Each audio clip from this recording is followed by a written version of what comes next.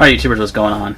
Got a quick video for you today. We're going to look at the new Kershaw link. This is the aluminum link with the Tanto blade, brand new on the market.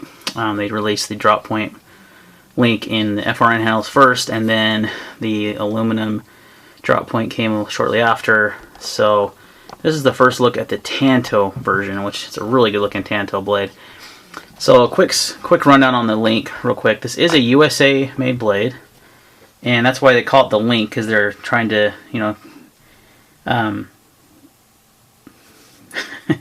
mind's not working right now. They're trying to, bridge that gap between Chinese and USA made knives. So here they've done it, made a USA made knife for under $40. It's pretty awesome. So it's made in the USA. It does have a reversible pocket clip, left or right tip up carry. You can see here, it's the new style pocket clip. It is built with a speed save, so this is an assisted knife. We're going to find out soon in the video if you can de-assist it. 420HC stonewash finish. This is actually a black wash finish, but 420HC steel, so a good steel used a lot in buck knives, I believe. This is the aluminum handled, so it's really nice, smooth aluminum, feels really good. Anodized gray. I got a 3.25 inch blade on this one. 4.4 inches closed in the closed position, which is about perfect for me. Your overall length is 7.6 inches with the knife, completely opened, and you're weighing in at exactly 4 ounces. So a good weight for EDC. So the link is definitely one I was really interested in checking out, just because it's a USA made knife at a budget price. In comparison, if we look at like my favorite from last year, the Kershaw CQC series, the 6 and the 7 were my favorites. They come in around $30, $35. So you're spending a little bit more money, and you're getting a knife made here in the USA with a little bit better steel than your 8CR13 MOV. So really cool to see Kershaw bring back knives to the US, because last year I don't believe they produced any new knives. They did do a new variation of the Knockout, which is a USA knife, but no new models came out last year. They were all Chinese produced. Minus, of course, the ZT line. So it's really cool to see them bring out a new series of knives made right here in USA up there in Tualatin, Oregon. So really, really cool knife. It's got great ergonomics just out of the box. It's the first time I've handled it. Really, really good ergonomics. Fits great in the hand. No hot spots. This ramp right here is kind of reminiscent of the Kershaw, or the ZT392, the Hinder. It kind of reminds me of that. Some nice smooth aluminum scales. They're not too smooth though, they're not that slippery. They do have some grip to them, which is nice. You do have a back spacer here, which is kind of just your plastic, back spacer, which, nice to see standoffs there. I'm curious if you could get some blur standoffs or something to work for there. Yeah, like I said, right or left hand tip up carry only. It is a liner lock, it does have good lockup. No play, nice and solid. So the speed safe, a lot of people are a fan of that. Definitely fires out fast. The reason why I'm not a huge fan is I like manual folders, and this is why we're here. Having to close the knife one-handed, you have to kind of overcome that detent. It's just a really handsome looking knife with that dark gray anodizing with that black wash finish is just really good looking.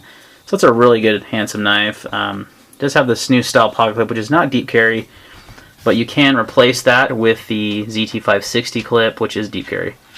So I did that on the 450 and 0808, and this is the same exact clip, same hole pattern, so it should work just fine. So if you want to get a matching one, maybe get a black one, but something to kind of keep in mind if you want a deep carry clip. That's not going to keep you from buying this knife.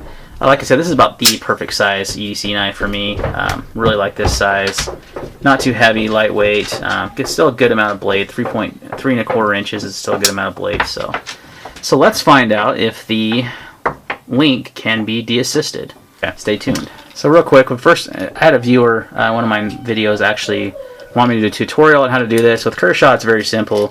You just need to have the blade open and then remove the pivot screw and your handle screws using your Torx drivers. And I do recommend, if you have, if you're planning on taking apart your knives, get a good quality T6 driver. T6 are the #1 screws that strip out, and the Weehaw T6 driver is what I recommend. So I actually know that's what they use there in the Kershaw factory. So we'll go ahead and take these screws off. Oop, see, this one's kind of struggling. want to be real careful not to strip these screws out. And like I said, definitely recommend a quality driver for the T6 screws especially. Alright, so we got those screws off. You can see the torsion bar with all that nice grease in there. So what we're going to do is take that off, just remove it from the scale, and then just simply put the scale back on. So what we're trying to see here is if this has a detent enough to hold the blade closed and see what kind of a flipper it's going to be. It's hit or miss on these models. I mean, this is a new model, so I'm not sure. But on the Blur is a great knife de-assisted. It's really smooth, flies out, so it just depends on the particular model. Oops, pushing those forward. So we're going to go ahead and put these body screws back on. The pivot screw here in a second.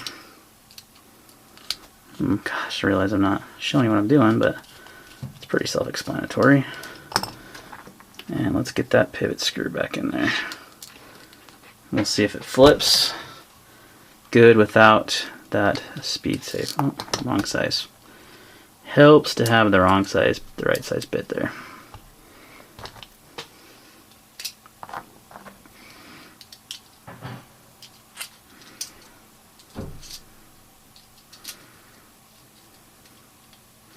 Should be a T8. Yep, it's a T8. So tighten that down. Alright, so the knife's all back together, torsion bar is removed, and let's flip her. And look at that, guys. A nice manual flipper. No torsion bar needed. Not coming out, so it does have a detent hole. Works great as a manual flipper, guys. So if you don't like speed safe knives, but you like the design of this knife, well, guess what? Bam. You just got yourself a nice little manual flipper. Actually flips pretty nice, too. Definitely have to button it. Oh no, it'll flip with the light switch style.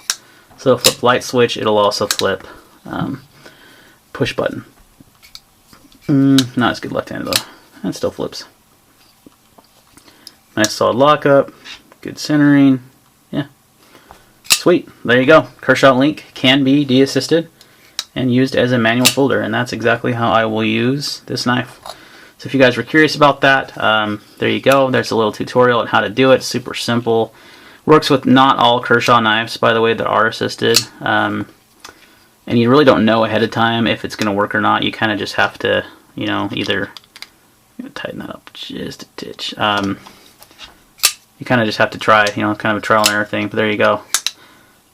Kershaw link, de-assisted. It's actually quite smooth too. Flips great. Kind of flips similar to like the 566 and the 770 when they're de-assisted, because it's on washers. It's definitely not going to be as, you know, good as like the 808 or 450 or any of those bearing knives. But hey, cool little EDC for under $50. I think I paid $38 or something like this from Kershaw guy. It can be a manual flipper. There you go. Alright guys, thanks for watching the video on the new Kershaw link. If you have any questions or comments, leave them down below. We'll see you on the next video.